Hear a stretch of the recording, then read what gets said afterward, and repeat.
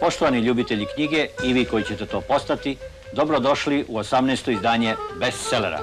Ovo je emisija o najtraženijim knjigama kod nas i u svetu. Bestseller zajednički realizuju Redakcija za kulturu Radio-televizije Srbije i kulturna rubrika Večernjih novosti. Pored top liste najtraženijih knjiga u našim knjižarama, pripremili smo i niz zanimljivosti iz sveta literature. Saznaćete šta trenutno uzbuđuje čitaoce u Belgiji i Italiji, o čemu javljaju dopisnici Večernjih novosti. Upoznaćemo vas i sa poduhvatom jedne od najvećih evropskih izdavačkih kuća, koja ima ediciju bestsellera nad bestsellerima. Zavirili smo u književnu radionicu poetskog barda Ivana V. Lalića i oslušnuli proces njegovog stvaranja. Autor romana U potpalublju, Vladimir Arsenijević, govori o scenskom životu svog dela, koji je ovu knjigu vratio u žižu interesovanja čitalačke javnosti. Bestseller je prisustvovao i promociji novog dela klasika naše književnosti Dobrice Ćosića, Vreme vlasti. Da li knjiga može da bude jeftinija? O tome govore predstavnici tri ugledne izdavačke kuće. Lista književnih hitova sastavljena je prema podacima iz 22 ugledne knjižare u Beogradu i Srbiji.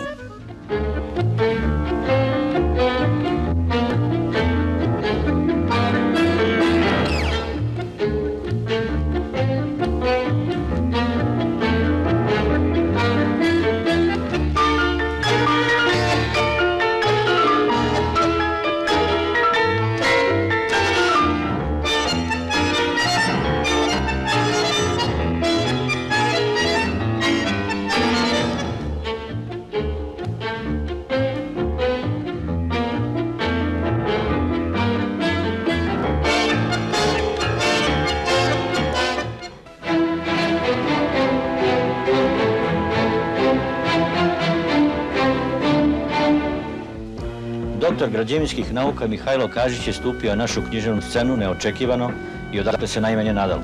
Iz Kelna, gde nekoliko godina radi kao izuzetno cenjeni stručnjak u najvećoj svetskoj firmi za izgradnju autoputeva.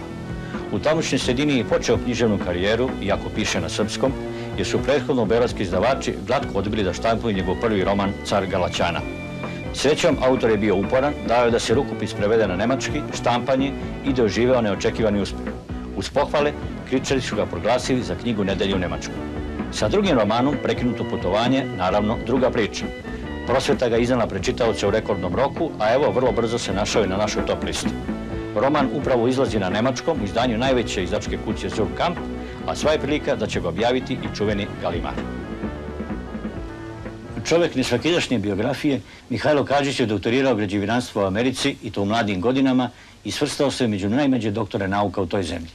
A ovih dana je u Beogradu na predstavljanju svoje knjige Prekinuto putovanje. Ovaj roman je neobična sinteza avanturističkog, kriminalističkog, ljubavnog pa i filozofskog romana. Odakle ideja za ovako neobičnu uzbudljivu priču o traganju za lobanjom starom 3 veka? Pa sve su to motivi koje mi srećemo u svakidašnjem životu. Veći deo ove knjige su zaista stvarni događaje koje sam ja uspeo da modifikujem i da preuredim tako da izgleda kao jedna tajnovita priča. Međutim, sva ta ubistva, sva te zavere zaista su se dogodile i mnoge od njih sam crpeo iz raznih izveštaja sudske medicine ili iz novina i jednostavno uz malo umeća uspeo sam da ih preuredim u jednu knjigu koja je, to, kako vi sami kažete, dosta zanimljiva. Da li ste se pritom ugledali na neke pisce? Ne, ja sam postojeći građevinski inženjer i nisam se mnogo bavio književnošću, tako da je to u ovom slučaju imalo dobroga efekta, jer nije postojala opasnost da neki pisac svojim stilom utiče na mene. Knjiga se čita u jednom dahu, vama je očigledno veoma stalo do čitalaca. Pa vidite, u mom svakodnevnom poslu ja sam prisiljen da svoje ideje veoma jasno prikazan mojim sagovornicama, mojim saradnicima. To je jedna stvar, a druga, prisiljen sam da održim njihovu pažnju na nekom visokom nivou, zato što su to dosta zamašni sastanci i bilo je potrebno da ljudima te ideje prikazati na veoma jasan način.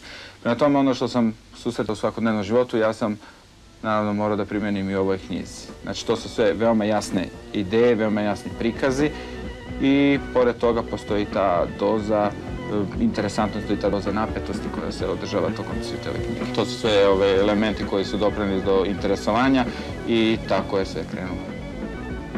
Kada ova emisija bude na programu, Mihajlo Kažić bit će u Kelnu. Ovde ostavio svoj prvi roman, Car Galaćana, koji će također objaviti Prosveta. A vratit će se sa trećim romanom, Vrata neba, čija se radnja delimično događa u Beogradu.